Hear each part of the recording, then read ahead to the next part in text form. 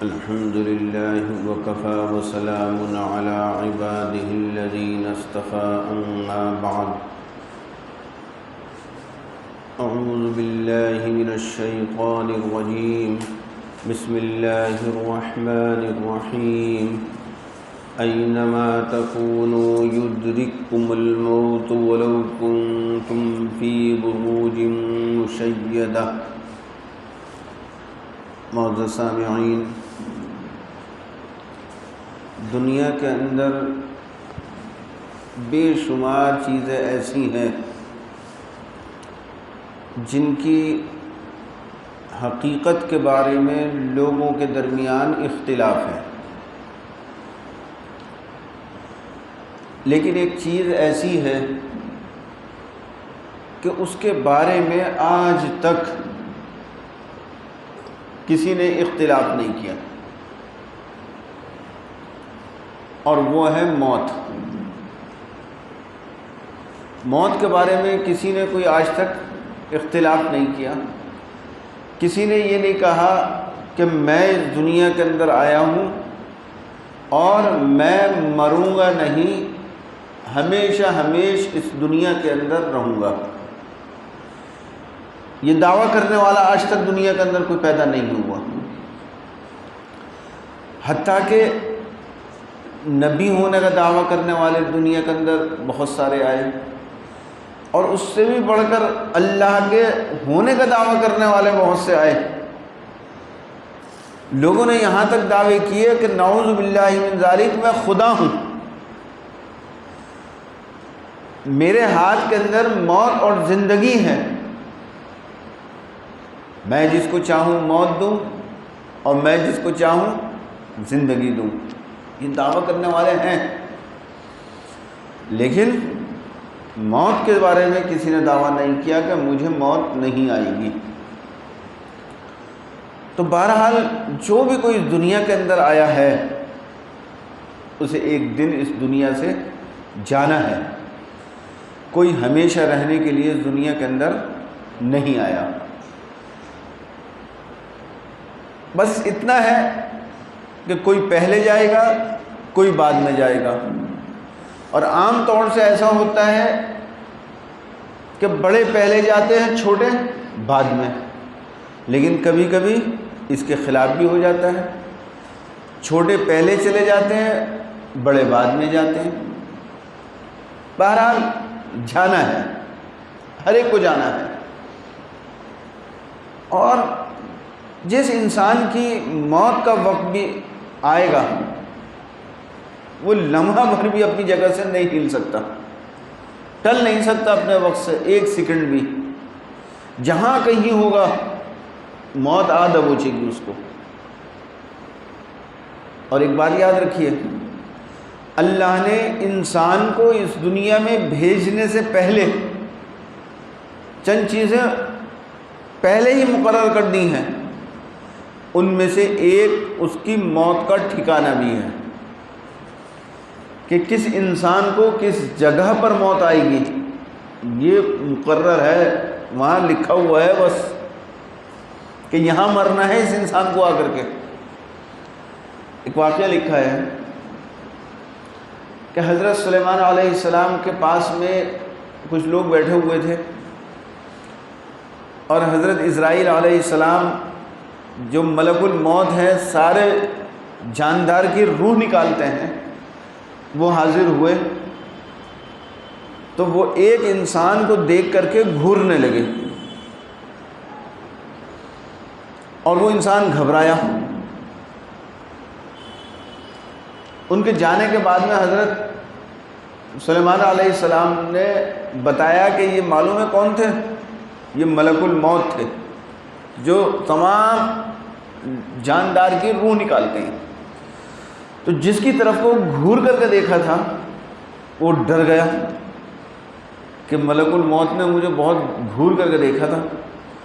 اور اس کے اوپر دہشت طاری ہو گئی۔ اس نے کہا کہ حضرت آپ خدا را مجھے یہاں سے سینکڑوں میل دور پر کسی ملک میں پہنچا دیجئے، مجھے موت سے ڈر لگ رہا ہے، وہ مجھے بہت گھور گھور کے دیکھ رہے تھے، کہیں ایسا نہ ہو کہ وہ پڑھ کے پھر آ جائے یہاں پر میرے پاس، مجھے دیکھا ہے انہوں نے یہاں بیٹھا ہوا۔ حضرت سلیمان علیہ السلام نے ہوا کو حکم دیا اور اس نے اٹھا کر کے اس کو کہیں دور ملک میں لے جا کر کے پہنچا دیا۔ جہاں وہ پہنچا چند لمحے بعد موت اس جگہ پر پہنچ گئی اور جا کر کے اس کی روح قبض کر لی۔ پھر کسی موقع پر آنا ہوا حضرت سلیمان علیہ السلام کے پاس میں، انہوں نے بتایا واقعہ، پوچھا سلیمان علیہ السلام نے کہ بھائی تم نے ایسے ایسے اس کو کیوں ڈرا دیا تھا، اور وہ گھبرا کر کے اتنی دور گیا؟ تو انہوں نے بتایا کہ بات اصل میں یہ ہے کہ میرے پاس جو فہرست دی گئی ہے روح نکالنے کی، اس میں اس بندے کا نام لکھا ہوا تھا بھی، اور اس میں یہ بھی لکھا ہوا تھا کہ فلاں ملک میں فلاں شہر کے اندر اس کی موت آنی ہے۔ تو مجھ کو یہ تعجب ہو رہا تھا کہ یہ تو یہاں بیٹھا ہوا ہے، اب یہ وہاں کیسے جائے گا، میں اس کی وہاں روح نکالوں گا کیسے؟ لیکن میری تو ڈیوٹی ہے، میں تو یہاں سے آپ سے فارغ ہو کر اس کے ٹھکانے کے اوپر پہنچا جہاں مجھے آرڈر ملا تھا کہ وہاں پر جا کر کے آپ کو اس کی روح نکالنی ہے، لہذا میں نے اس کو وہاں پر پایا، اور جب پایا تو میں نے اس کی روح نکال لی۔ تو دیکھا وہ خود چل کر کے اپنی موت کے ٹھکانے کے اوپر پہنچ گیا۔ تو موت سے مفر نہیں ہے، پہنچ جائے گا انسان اپنے موت کے جگہ کے اوپر۔ اور بھائی کوئی سبب، کوئی چیز انسان کو نہیں بچا سکتی۔ ہاں کوئی حادثہ پیش آئے اور موت نہ ہو اس کی، تو کوئی نہ کوئی کرشمہ ضرور ظاہر ہوتا ہے، کوئی نہ کوئی اللہ کا فضل اور رحمت ظاہر ہوتی ہے۔ میں اپنے شیخ محی السنہ حضرت مولانا شاہ ابرار الحق صاحب نور اللہ مرقدہ کے بارے میں آپ کو بتاتا ہوں ایک حقیقت۔ حضرت کو تقریباً سن 2000 کچھ میں بریج ایمریج ہوا، صبح کے وقت میں 8:30-9 بجے کے قریب بریج ایمریج، دماغ کی رگ پڑ جانا، وہ ہو گیا۔ ڈاکٹر کو بلایا گیا، ہردوئی کے بڑے ڈاکٹر کو، اس نے آتے فوراً چیک کرتے بتا دیا کہ حضرت کی رگ جو ہے دماغ کی وہ متاثر ہو چکی ہے، آپ فوراً ان کو لکھنؤ لے جائیں، وقت ضائع نہ کریں، یہاں پر کسی جگہ پر نہ لے کر کے جائیں۔ چنانچہ فوراً حضرت کو لکھنؤ لے جایا گیا، وہاں ہاسپٹل میں داخل کیا گیا اور علاج چل رہا تھا۔ جو بڑے معالج تھے، ڈاکٹر تھے مسلم، ڈاکٹر غوث کر کے ان کا نام تھا، اور حضرت کے داماد حضرت حکیم کلیم اللہ صاحب، وہ ایک بڑے حکیم، وہ وہاں پر موجود، اور بہت سیریس کنڈیشن کہ کبھی بھی کیسی خبر آ سکتی ہے۔ لیکن حضرت کے نواسے کو یہ لگا کہ نہیں، مجھے حضرت کو بمبئی لے جانا چاہیے علاج کے لیے، اور انہوں نے ضد پکڑ لی کہ مجھے لے جانا ہے حضرت کو۔ ڈاکٹر صاحب منع کر رہے ہیں، حضرت حکیم صاحب منع کر رہے ہیں کہ نہیں، حضرت کی کنڈیشن ایسی نہیں ہے کہ جو بمبئی لے جایا جا سکے اس حالت میں، رہنے دو، یہی چل رہا ہے علاج، چلنے دو، اللہ سے دعا کرو بس۔ لیکن وہ نہیں مانے، اور انہوں نے کہا کہ میں ہر حال میں لے کر کے جاؤں گا، اور زبردستی وہ لے کر کے چلے گئے جہاز سے، اور بریج کلینی ہاسپٹل میں داخل کر دیا۔ وہاں حضرت کا علاج ہوا، اور الحمدللہ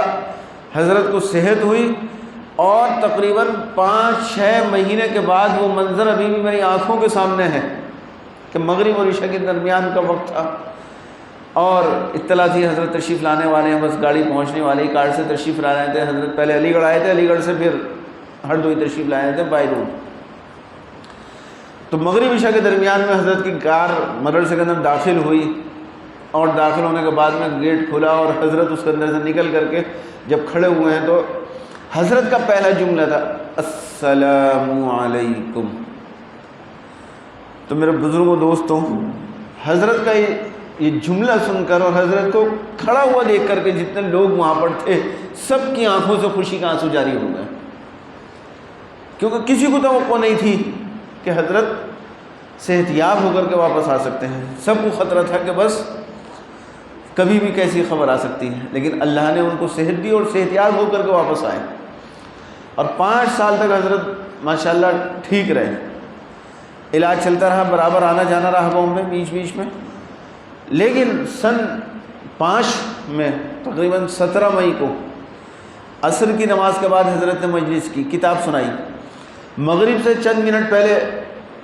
مجلس ختم ہوئی، میں حضرت کے پاس بیٹھ کر کے ایسے ہی کرسی کے اوپر بیٹھ کر کے کتاب پڑھ رہا ہوں، حضرت پلنگ کے اوپر ہیں، حضرت کتاب سنا رہے ہیں، میں کتاب پڑھ رہا ہوں، حضرت اس کی شرح کر رہے ہیں۔ اور جیسے مغرب کی اذان ہوئی میں مسجد کے لیے چلا گیا، اور یہ تھا کہ حضرت بھی تشریف لائیں گے، لیکن دیکھا کہ حضرت مغرب کی نماز میں نہیں ہے، تو میں فرض پڑھتے ہی مسجد سے فوراً واپس آیا کہ دیکھوں کیا بات کیوں نہیں آیا حضرت۔ مسجد ابھی تو مجلس میں موجود تھے، اندر کمرے میں حضرت کے جو داخل ہوا تو خادم حضرت کا موجود، اور حضرت کی طبیعت بگڑ رہی ہے، کہا کہ ابھی نماز پڑھی ہے حضرت نے یہیں پر، اور اس کے بعد طبیعت بگڑنی شروع ہو گئی ہے۔ تو تھوڑی دیر کے بعد میں بلیڈنگ شروع ہو گئی، اے سی فوراً کمرے کا چلوائے گئے، اور حضرت بہت معمولی درجے کا اے سی استعمال کرتے تھے، 25-26 کے اوپر تقریباً حضرت استعمال فرماتے تھے۔ اس کو کہا تیز کرو تیز کرو، تیز کرتے کرتے اس کی فل اسپیڈ کر دی گئی، لوگوں کو کھڑے ہوئے جو تھے وہاں انہیں ٹھنڈ لگ رہی ہے، اور حضرت کہہ رہے ہیں کیا ہو رہا ہے، یہ اے سی ٹھنڈک کیوں نہیں کر رہا، کمرہ ٹھنڈا کیوں نہیں ہو رہا، چھت کا پنکھا چلا دیا گیا، لیکن حضرت پریشان کر رہے ہیں کیا بات ہے، یہ پنکھا چل رہا ہے، اے سی چل رہا ہے، گرمی کیوں نہیں ختم ہو رہی۔ پھر ٹیبل فین لے کر آئے ہم اپنے گھر جا کر کے جلدی سے، اور ٹیبل فین لا کر کے سامنے لگا دیا، مگر گرمی نہیں ختم ہو رہی۔ وہ کیا تھا، اصل میں موت کا سلسلہ و منظر شروع ہو چکا تھا۔ اب حضرت کے نماز سے پوری فائل تھی، حضرت کی اٹیچی تھی ایک، جس کے اندر کاغذات رہا کرتے تھے، رپورٹیں رہا کرتی تھی۔ بامبے ڈاکٹر سے رابطہ ہو گیا، اور ڈاکٹرز کو رپورٹیں سنا رہے ہیں کہ اس کے اندر یہ ہے کہ کون سی دوا دیں، کیا دیں، ایسی حالت ہو گئی ہے۔ کہا آکسیجن لگاؤ، آکسیجن سلنڈر گھر کے اندر ہمیشہ رکھا رہا کرتا ہے، نیا سلنڈر، کہ یہ پتہ تھا کہ ایسی صورت کبھی بھی پیش آ سکتی ہے، آکسیجن کی ضرورت پڑ سکتی ہے، آکسیجن سلنڈر لگانے کی کوشش کی، نئے سلنڈر کام نہیں کر رہا، پریشان ہوا ڈاکٹر، پریشان۔ اس نے ہاسپٹل فون کر کے کہا کہ جلدی سے ہاسپٹل سے منگائیے سلنڈر۔ ہاسپٹل سے سلنڈر آیا چلتا ہوا، اور یہاں لگا کے اس کو لگانے کی کوشش کی، چلا رہے ہیں وہ چل نہیں رہا، کام نہیں کر رہا، وہ بند کر دیا کام کرنا۔ سارے اسباب جتنے بھی تھے زندگی کے، وہ اسباب دھیرے دھیرے دھیرے دھیرے ختم ہونے شروع ہو گئے، کیونکہ اللہ کو اب اپنے پاس بلانا تھا۔ تو ڈاکٹر نے کہا کہ اب میرے بس کی بات نہیں ہے، اب آپ یہاں سے تو اٹھائیے اور فوراً لے کر کے ہاسپٹل چلے، یہیں پر ہی کم سے کم وقت ضائع نہیں ہو۔ فوراً ویل چیئر پہ حضرت کو بٹھایا گیا، ویل چیئر سے بٹھا کر کے حضرت کو گاڑی تھی اس کے اندر رکھا، میں ساتھ میں موجود ہوں، سر حضرت کا میری گود میں ہے، اور لٹا کر کے گارڈ سے لے کر کے چلے، اور تھوڑی دور جیسے یہاں سے اسٹیشن، اتنی دور صرف ہاسپٹل، وہاں جا کر کے دیکھا کچھ بھی نہیں، روح بنا کر گئی، پرواز کر گئی۔ تو دیکھیے جب اللہ کو صحت دینی تھی کہاں اسباب ہو گئے کہ بمبئی لے گئے، اور جب موت دینی تھی، وفات آنی تھی، تو نتیجہ یہ ہے کہ سارے اسباب ہوتے ہوئے وہ سارے اسباب ختم ہو گئے، سب نے کام کرنا بند کر دیا، اور موت آ کر کے رہی۔ میرے عزیز و دوستو، ہر ایک کی موت کا وقت اور جگہ مقرر ہے، انسان وہاں پر خود بخود پہنچے گا، اور موت آئے گی اور دبوچ لے جائے گی۔ اس لیے ہر انسان کو اپنی تیاری کرنی چاہیے۔ ابھی میرے ساتھ ایک حادثہ پیش آیا ہے، کچھ لوگوں کے علم میں ہوگا شاید، یا کسی کے نہیں علم میں ہو۔ میری خالہ جدہ میں رہتی تھی، اور آج سے نہیں، آج سے ان کی شادی ہوئی ہوئی بھی تقریباً 25 سال سے زیادہ ہو گئے ہوں گے، 25 سے بھی 30 سال کے قریب ہو گئے ہوں گے۔ 30 سال سے جدہ میں تھی، اور وہیں ان کے سارے 3 بچے پیدا ہوئے، 2 بیٹے اور 1 بیٹی، وہیں رہتے تھے، اور بہت اچھا سب کچھ زندگی گزر رہی تھی۔ بیٹے کی بھی سروس الحمدللہ جوان ہو گیا، وہ بھی، اس بیٹے کی بھی سروس وہیں لگ گئی جدہ کے اندر، اس حالات میں بھی کرونا کے وقت میں اس کی سروس والے کی بہترین جاب پر۔ بیٹی ہے، اس کی بھی شادی وہیں ہوئی، آج کل وہ ترکی کے اندر ہے، اور 1 بچہ ہے بس اس کے بعد چھوٹا ہے، 19 سال کا تھا۔ اب یہ ہوا کہ 11ویں کلاس کے اندر، 10ویں کلاس تک اس نے وہاں پڑھا جدہ میں، اب یہ ہوا کہ 11ویں کلاس کے اندر اس کا بامبے کے اندر داخلہ کرایا جائے، ایڈمیشن کرائیں۔ تو اس کے ایڈمیشن کے لیے انہوں نے ارادہ کیا کہ اب چل کر کے انڈیا رہا جائے گا۔ خالو جان بھی ابھی چند مہینے پہلے ریٹائرڈ ہوئے ہیں، اپنے ہونڈا کمپنی جو کاروں کی ہے اس میں تھے، وہ وہاں سے ریٹائر ہوئے، اور یہاں فلیٹ لیا، کروڑ روپے کا فلیٹ، بہترین جگہ پر سب کچھ کیا، اور یہاں آ کر کے شفٹ ہوئے کہ چند مہینے پہلے، اور اس بیٹے کو 2 لاکھ سے کے شاید زیادہ کی بائک لوائی، اور پرسوں صبح سحری کے وقت میں وہ بائک لے کر کے نکلا، اور ایک جدہ سے اس کا دوست آیا تھا، اس کو بیٹھا کر کے نکلا، اور حادثہ پیش آیا سڑک کے اوپر، اور ایکسیڈنٹ ہو کر کے اسی وقت ختم ہو گیا۔ 19-20 سال کا لڑکا، اور ایسا صحت مند اور اتنا شاندار، اللہ تعالیٰ نے ہر چیز سے اس کو نوازا تھا، بہت عمدہ ہر اعتبار سے۔ فوراً ختم۔ صبح پھر اطلاع آئی تو میں فوراً یہاں سے 11 بجے کے قریب پرسوں روانہ ہوا تھا دلی کے لیے، دلی سے پھر شام کی فلائٹ تھی، بامبے پہنچا، پرسوں رات میں پھر ان کی نماز جنازہ پڑھائی وہاں، کل وہاں رکا، پھر آج کا یہ خیال آیا کہ 29ویں شب ہے، ختم قرآن پاک ہے، میں یہاں رہوں گا تو یہاں کتنا ہی سال ثواب کروں گا۔ یہ ہوا کہ اپنے یہاں چل کر کے ختم قرآن پاک کا موقع ہے، اس وقت میں کچھ بات سنا کر کے اور دعا کرا دیں گے، اس کے لیے ایصال ثواب کرا دیں گے۔ پھر آج صبح وہاں سے فلائٹ تھی 7:45 بجے کی، اس سے چل کر کے 9:30 بجے دلی پہنچا، پھر یہاں آ گئے مدینہ۔ کتنا بڑا حادثہ میرا عزیز دوستوں پیش آیا ہے۔ اب کیا نہیں تھا ان کے پاس میں، اللہ نے مال دولت کی کوئی کمی نہیں۔ بامبے ایسی جگہ کہ بڑے سے بڑا ڈاکٹر، بڑے سے بڑا ہاسپٹل موجود، بھئی یہاں نگینے میں حادثہ پیش آ جائے کسی کا خدا نہ خواستہ، تو یہی افسوس کرتے ہیں ہم لوگ کہ بھئی چھوٹی جگہ تھی، یہ حادثہ پیش آیا، علاج صحیح طریقے سے نہیں ہو سکا، موت آ گئی، یا کوئی آدمی ہے ہاسپٹل لے گیا، وہاں خرچ اتنا زیادہ بتا دیا گیا کہ آدمی کے پاس میں علاج کے لیے پیسے نہیں ہیں، سوچ رہے ہیں کہ پیسے کیسے انتظام کریں، نہیں کر سکے، موت آ گئی۔ اور وہاں کیا تھا، وہاں پیسہ بھی، دولت بھی، کروڑ روپے بھی اگر خرچ کرنے کی ضرورت پڑتی تو کروڑ روپے بھی ان کے لیے کوئی مشکل نہیں تھی، کھڑے کھڑے وہ خرچ کر سکتے تھے۔ اور بڑے سے بڑا آپ کو پتہ ہے بامبے کے اندر ہاسپٹل موجود۔ جس وقت میں مجھ کو فون کے اوپر اطلاع دی ہے کہ ابھی سرمد نام تھا بچے کا، کہ سرمد کا ایکسیڈنٹ ہوگا اور ایکسیڈنٹ ہو کر کے وہ ختم ہو گیا ہے، تو دنگ رہ گیا میں بھی کہ آدمی یہی تو کرتا ہے کہ ہم جیسے لوگوں کو فون کرتا ہے تو ہم اللہ سے دعا کر دیں، مانگیں اللہ سے، کچھ پڑھیں کہ اللہ اسے مہلت دے دے، اسے صحت دے دے۔ میں نے بار بار پوچھا کہ بالکل ختم ہو گیا، انتقال ہو گیا یا کچھ گنجائش ہے؟ نہیں، کہ بالکل ختم ہو چکا ہے، وہیں اسی موقع پر ختم ہو چکا، اٹھانے کی بھی نوبت نہیں آئی وہاں سے، بتائیے۔ تو میں خود پریشان کہ میں ایک مرتبہ اللہ سے یہ نہیں کہہ سکا یا اللہ اس بچے کو صحت دے دے، کیا دے، جب کہہ دیا گیا کہ ہاں ختم ہو چکا ہے، تو ایک جملہ اس کے لیے دعا کا نہیں میں کہہ سکا۔ ان کے پاس میں دولت، وہ ایک پیسہ نہیں خرچ کر سکے، ڈاکٹر وہاں بڑے سے بڑا موجود، کسی سے رابطہ نہیں کر سکے، سارے اسباب ختم ہو گئے۔ تو اب بتائیے، دیکھیے وہ کہاں جدہ میں رہتا تھا، موت اس کی اللہ نے یہاں بامبے میں اس جگہ پر لکھی تھی، وہ وہاں اپنے ٹھکانے کے اوپر پہنچا، سارا نظام بنا، اتنے سالوں سے رہنے کے باوجود یہاں آ کر کے وہ آئے اور اپنے ٹھکانے پر پہنچ کر کے موت نے آدم پہنچا، کوئی وسیلہ کام نہیں آیا، کوئی چیز کام نہیں آئی۔ تو بتانا میرے عزیز دوستوں یہ ہے کہ ہم لوگ بے خبر نہ ہوں، پتہ نہیں ہماری موت کا بھی پیغام کب آ جائے اور کب ہمیں آ کر کے موت دبوچ لے۔ ہم جو غفلت کی اور یہ آزادی کی زندگی گزار رہے ہیں اور بے پرواہی کی زندگی گزار رہے ہیں، خدا را اس سے توبہ کریں اور کمائیں۔ ٹھیک ہے، کمانا کوئی بری چیز نہیں ہے، ضرورت کے لیے اللہ نے بتایا ہے، لیکن مقصود زندگی میرے عزیز دوستوں مت بناؤ اس کو۔ اور یاد رکھو، جو خاص طور سے پراپرٹی اکٹھی کر رہے ہیں، دولت اکٹھی کر رہے ہیں کہ یہ باغ بھی خرید لیں، یہ پلاٹ بھی خرید لیں، جہاں جائیداد بھی بنا لیں، وہاں جائیداد بھی بنا لیں، اور بڑھاتے چلے جا رہے ہیں بیلنس، اتنے اکاؤنٹ میں اب پیسے ہو گئے، اب یہ پلاننگ ہو گئی، اب یہ پلاننگ ہو گئی۔ ایک آنکھ بند ہوگی، سانس نکلے گا اور یہ جتنی دولت ہے سارے ورثے کے پاس چلی جائے گی، یہاں ہمارے پاس کچھ بھی نہیں رہے گی۔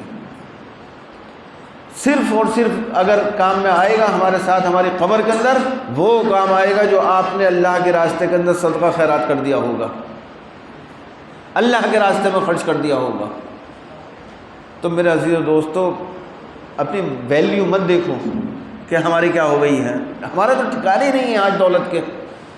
میں دیکھتا ہوں لوگوں کو کہ دولت اکٹھی کرتے چلے جا رہے ہیں، بڑھاتے چلے جا رہے ہیں، یہ خریدتے چلے جا رہے ہیں چیزیں پہ چیزیں، اور اللہ کے نام پر دینے کا نام نہیں۔ روح نکلتی ہے کہ کیسے دے دیں اللہ کے نام پر، کیا خرچ کر دیں اللہ کے نام پر، اور جو چیز کام میں آنے والی ہے اسی کے اندر ہم لوگ پیچھے پڑے ہیں۔ یاد رکھ لیجئے یہ کوئی چیز کام میں نہیں آنے والی۔ اور اپنے ورثہ کے اوپر میرا عزیز دوستو، میں تو آپ لوگ کیا، میں تو اپنی اولاد سے میں اپنے بارے میں کہتا ہوں، سچ کہہ رہا ہوں، اللہ مسجد کے اندر بیٹھا ہوں، مجھے کسی سے یہ امید نہیں کہ کوئی میرے لیے ایصال ثواب کرے گا میرے مرنے کے بعد میں۔ مجھے جو کچھ کرنا ہے اپنے لیے اپنی زندگی کے اندر کرنا ہے۔ میں تو یہ سوچ کر کے زندگی گزار رہا ہوں کہ اپنے لیے، اپنی قبر کے لیے مجھے تیاری خود کرنی ہے۔ اپنے بچوں کو پڑھا لیا، دین سکھا دیا، سب کچھ کر لیا ہے چاہے، لیکن یہ توقع قطعاً نہیں کی ہے کہ یہ مرنے کے بعد میں میرے ایصال ثواب کریں گے یا میرے لیے کچھ صدقہ خیرات کر کے مجھے ثواب پہنچائیں گے۔ پہنچائیں تو بہت اچھی بات ہے، لیکن توقع نہیں رکھتا۔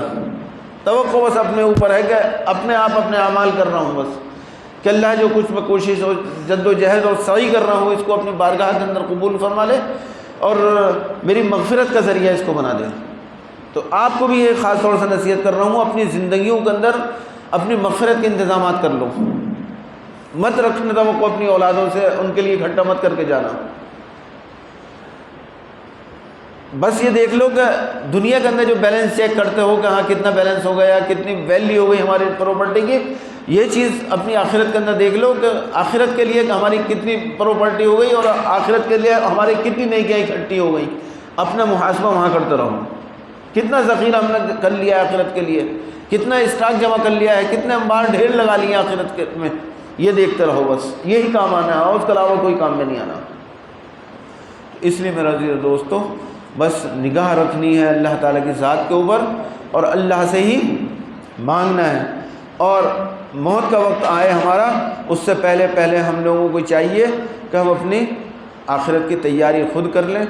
اور آپ سب لوگوں سے درخواست ہے کہ اس وقت پہلے 3 مرتبہ قل هو اللہ پڑھ لیں، اور اس کے لیے بچے کے لیے سرمد سلمہ کے لیے ایصال ثواب کر دیں، اور انشاءاللہ پھر اس کے بعد میں دعا کرا دی جائے گی۔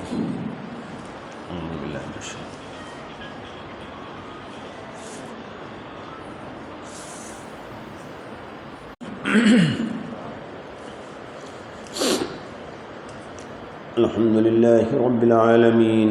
الرحمن الرحيم مالك يوم الدين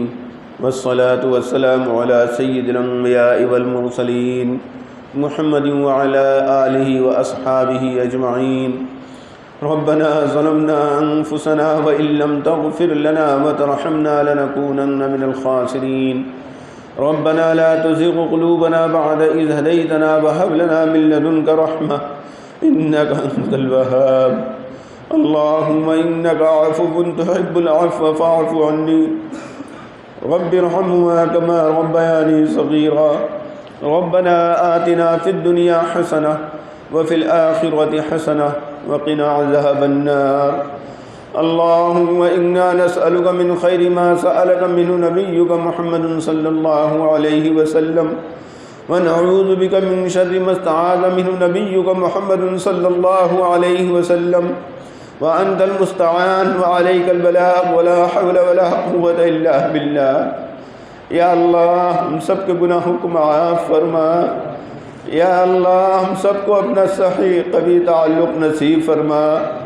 یا اللہ سنت کے مطابق زندگی گزارنے کی توفیق عطا فرما،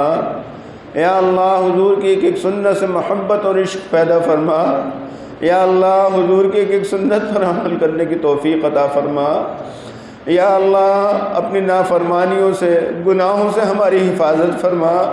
اے میرے مولا کریم ہم گناہوں کے اندر ڈوبے ہوئے ہیں، یا اللہ دن میں ہو یا رات میں ہو، جلوت میں ہو یا خلوت میں ہو، اے میرے مولا کریم ہر لمحے ہم گناہوں کے اندر گزار رہے ہیں۔ اے میرے مولا اپنے فضل و کرم سے ہمارے گناہوں کو معاف فرما دیجئے۔ یا اللہ جتنے گناہ ہمارے علم میں ہیں اس سے زیادہ گناہ تو وہ ہیں جو ہمارے علم میں بھی نہیں ہے۔ اے میرے مولا جتنے بھی گناہ ہمارے بارے میں جانتے ہیں ہم آپ سے بھیک مانگتے ہیں، آپ اپنے فضل و کرم سے ان سارے گناہوں کو معاف فرما دیجئے۔ یا اللہ یہ رحمت کا مہینہ ہے، مغفرت کا مہینہ ہے، اے میرے مولا کریم اس مہینے کی لاج رکھ لیجئے، اے میرے مولا اس مہینے کی لاج رکھ کر ہماری اور تمام امت مسلمہ کی مغفرت کے فیصلے فرما دیجئے، یا اللہ ساری امت کی مغفرت فرما دیجئے۔ اے میرے مولا ہم سے تو مانگنا بھی نہیں آتا، اے میرے مولا کیسے آپ سے مانگا جائے اس کا طریقہ بھی ہمیں معلوم نہیں ہے،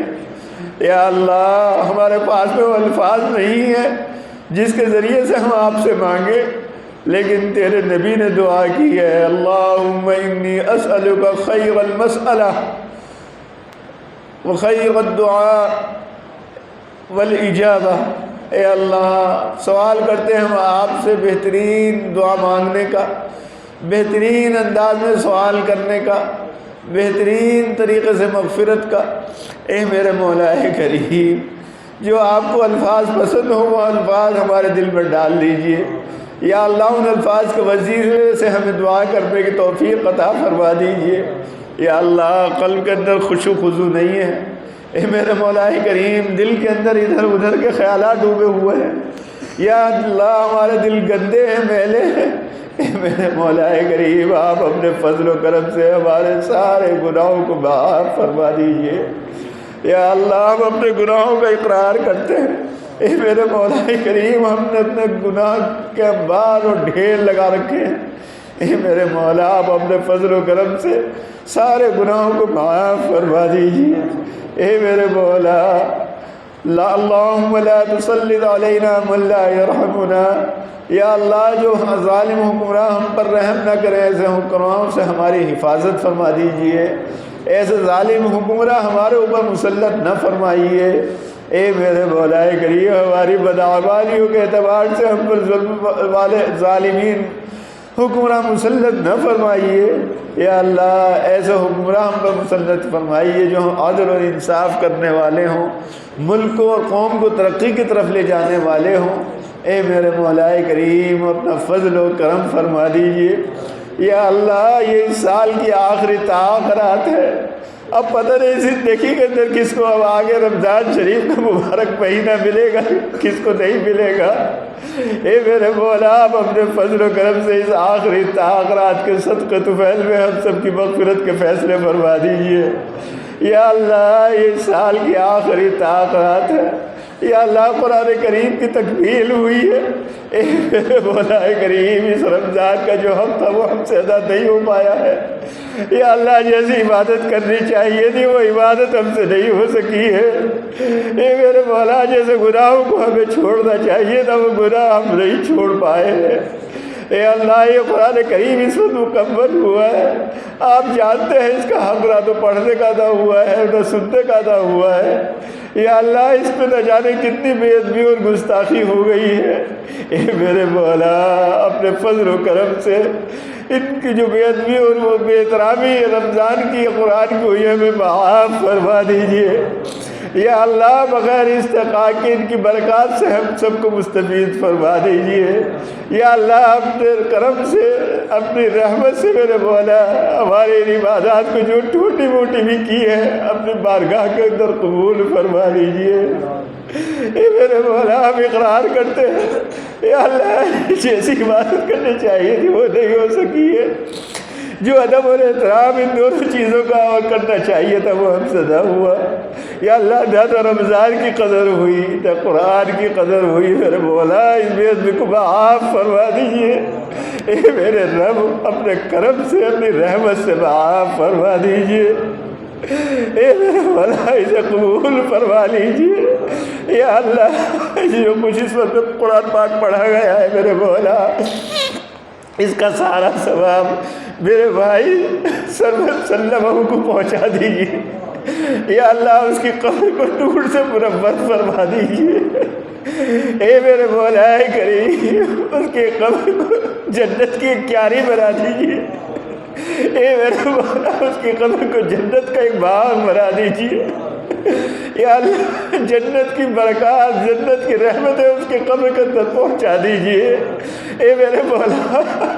اس بچے سے جو لغزشیں خطایا ہوئی ہو میرے مولا اپنی رحمت سے اپنے کرم سے انہیں معاف فرما دیجیے۔ اے میرے مولا کریم اپنی رحمت سے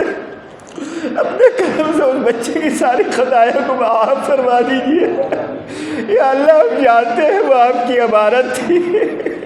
یا اللہ آپ نے اسے ہمیں دیا تھا، اے میرے مولا آپ نے اس کو ہم سے لے لیا ہے، یا اللہ اس کی وجہ سے دل غم زدہ ہے، اے میرے مولا کریم تکلیف ہو رہی ہے، یا اللہ بہرحال وہ آپ کی امانت تھی، آپ نے لیا، اے میرے مولا کریم ہم سب کو صبر جمیل عطا فرما دیجیے، یا اللہ اس کے پورے گھرانے کو میرے مولا صبر جمیل عطا فرما دیجیے، یا اللہ پورے گھرانے کا دل دکھا ہوا ہے، سارے گھرانے کو اوپر صدمہ چھایا ہوا ہے، اے میرے مولا کریم اپنے فضل و کرم سے ہر ایک کو صبر جمیل عطا فرما دیجیے، خاص طور سے میری خالہ اور خالو جان کو اور اس کے بھائی اور اس کی بہن کو میرے مولا کریم صبر جمیل عطا فرما دیجیے، یا اللہ اگر اس کی رحلت کے بعد میں کوئی ان کی زبان سے نامناسب کلمہ نکل گیا ہو میرے مولا اپنے فضل سے اس کو بھی معاف فرما دیجیے، یا اللہ وہ بھی انسان ہے، یا اللہ انسان سے بھوک اور چوک ہوتی رہتی ہے، اے میرے مولا اس کے گھرانے میں اگر کسی سے کوئی نامناسب کلمہ نکل گیا ہو، یا اللہ آپ کی شان میں کوئی گستاخی ہو گئی ہو، اے میرے مولا کریم اپنے فضل و کرم سے اس کو معاف فرما دیجیے، اے میرے مولا معاف فرما دیجیے، یا اللہ ان کے دل بڑے غمزدہ بڑے بے چین و پریشان ہے، یا اللہ ان کے قلوب کو تسلی عطا فرما دیجیے، ان کے قلوب کو اوپر سکینہ نازل فرما دیجیے، اے میرے مولا کریم اس بچے کو اپنی رحمت کا آنچل میں ڈھانپ لیجیے، یا اللہ جنت الفردوس میں اس کو اعلیٰ مقام عطا فرما دیجیے، اے میرے مولا کریم دنیا کے اندر جتنے بیمار ہیں ان کو شفاء کاملہ عاجلہ عطا فرما دیجیے، یا اللہ جو لوگ مقروض ہیں ان کے قرضے کی انتظامات غیب سے فرما دیجیے، یا اللہ جو لوگ کاروبار کی طرف سے پریشان ہیں انہیں حلال برکت والی عزت والی راحت والی روزی عطا فرما دیجیے، یا اللہ کتنے مسلمان ناجائز مقدمات میں پھنسے ہوئے ہیں، جیلوں میں بند ہیں، اے میرے مولا ساری دنیا میں جہاں جہاں مسلمان مظلوم ہیں مقدمے میں پھنسے ہوئے ان کی خلاصی کی صورت غیر سے مہیا فرما دیجیے، اے میرے مولا کریم ان کے چھٹکارے کی صورت مہیا فرما دیجیے، یا اللہ ہمیں اپنے ماں باپ کی خدمت زیادہ سے زیادہ کرنے کی توفیق عطا فرما دیجیے، یا اللہ ہمیں ان کے لیے راحت کے انتظامات کرنے کی توفیق عطا کر دیجیے، یا اللہ ان کی بیماری کی نعمت کو صحت کی نعمت سے تبدیل فرما دیجیے، یا اللہ ہمیں اپنے ماں باپ کی بے ادبی اور بے احترامی سے بچا لیجیے، یا اللہ جن کے ماں باپ اس دنیا سے جا چکے ہیں ان کی مغفرت فرما دیجیے، ان کے درجات بلند فرما دیجیے، یا اللہ ہمارے بہن بھائیوں کو عزیز اقربا کو دوست احباب کو اور جو ہم سے محبت اور تعلق رکھتے ہیں ان سب کو فلاح ہدایت سے سرفراز فرما دیجیے، یا اللہ ہر طرح کی خیر و برکت ان کے گھروں کے اندر حاصل فرما دیجیے، اے میرے مولا کریم ہمارے بچوں کو نیک اور صالح بنا دیجیے، اپنی رضا اور خوشنودی والے اعمال ہمارے بچوں کو ہماری نسلوں کو ہماری اولادوں کو کرنے کی توفیق عطا فرما دیجیے، یا اللہ ہر طرح کی بیماریوں سے حادثات سے آفات سے مصیبتوں سے ہماری اولادوں کی حفاظت فرما دیجیے، یا اللہ یہ انتہائی آزمائش کا زمانہ چل رہا ہے، اے میرے مولا کریم طرح طرح کے فتنے جنم لے رہے ہیں، یا اللہ ہم ان فتنوں سے تنگ آ چکے ہیں، اے میرے مولا ان فتنوں سے مقابلہ کرنے کی ہمارے اندر طاقت اور ہمت نہیں ہے، اے میرے مولا پلک جھپکنے کے برابر بھی ہمیں ہمارے نفس کے حوالے نہ کیجیے، یا اللہ ہماری حفاظت کیجیے، یا اللہ ہمارے نفوس کی حفاظت کیجیے، یا اللہ خاص طور سے ہماری اولادوں کے سامنے ہماری نسلوں کے سامنے تو میرے مولا فتنوں کا بہت بڑا چیلنج ہے، یا اللہ ہماری اولاد ہے اس کا مقابلہ کرنے کی طاقت اور ہمت نہیں رکھتی ہے، اے میرے مولا ہماری نسلوں تک کی تمام فتنوں سے حفاظت فرما دیجیے، ہر طرح کی آزمائش سے ابتلا سے اور عقائد کی حفاظت فرما دیجیے، یا اللہ ان کے ایمانوں کی حفاظت فرما دیجیے، یا اللہ آج خالی گناہوں سے بچنا کافی نہیں ہو رہا، میرے مولا ایمان خطرے میں پڑے ہوئے ہیں، اے مولا تمام امت مسلمہ کے ایمان کی حفاظت فرما دیجیے، یا اللہ ایمان لٹ رہا ہے ہم لوگوں کا. یا اللہ آدمی صبح کر رہا ہے ایمان کی حالت میں، شام کر رہا ہے کفر کی حالت میں. شام صبح ایمان میں ہوتی ہے، صبح کفر میں ہو جاتی ہے. اے میرے مولا ہر لمحے ہمارے ایمان کی عقائد کی حفاظت فرما دیجئے. یا اللہ حرمین شریفین کی حفاظت فرما دیجئے. یا اللہ جو لوگ حرمین شریفین جانا چاہتے ہیں ان کے لیے اسباب غیب سے مہیا فرما دیجئے. یا اللہ ہمیں اپنے بچوں کے ساتھ بار بار حرمین شریفین کی حاضری کی توفیق عطا فرما دیجئے. اے میرے مولا کریم ہر ایک کے مقاصد ضروریات سے آپ بخوبی واقف ہیں، ہر ایک کے مقصد کے اندر پوری کامیابی عطا فرما دیجئے. یا اللہ دنیا کے اندر جتنے بھی دینی ادارے چل رہے ہیں ان کی تمام کی ضروریات غیب سے پوری فرما دیجئے. ان اداروں کے اندر جتنے بھی بچے بچیاں پڑھنے والے ہیں سب کو علم نافع عطا فرما دیجئے. اے میرے مولا کریم خاص طور سے یہ جو مدرسہ جامعۃ الابرار اور جامعہ فاطمۃ الزہرا اور اشاعۃ العلوم، ان اداروں کو ہر طرح کی ترقیات سے سرفراز فرما دیجئے. یا اللہ جو بچے اور بچیاں ان اداروں کے اندر پڑھ رہے ہیں ان سب کو علم نافع عطا فرما دیجئے. یا اللہ تقوی کی نعمت سے مالا مال فرما دیجئے. یا اللہ جو اس میں پڑھانے والے ہیں اور جو اس کا انتظام کرنے والے ہیں اور جو اس کے اندر مدد اور تعاون کر رہے ہیں، میرے مولا کتنے حضرات اس کے اندر جڑے ہوئے ہیں جو اپنی انتہائی محنت کی کمائی اپنے مشقت کے پیسہ کما کر کے ان اداروں کے اندر تعاون کرتے ہیں، اس کے لیے جدوجہد اور کوششیں کرتے ہیں اور اس کی ترقی کے لیے فکریں کرتے ہیں. میرے مولا کریم ان کی بھی تمام ضروریات کی آپ غیب سے کفالت فرما دیجئے.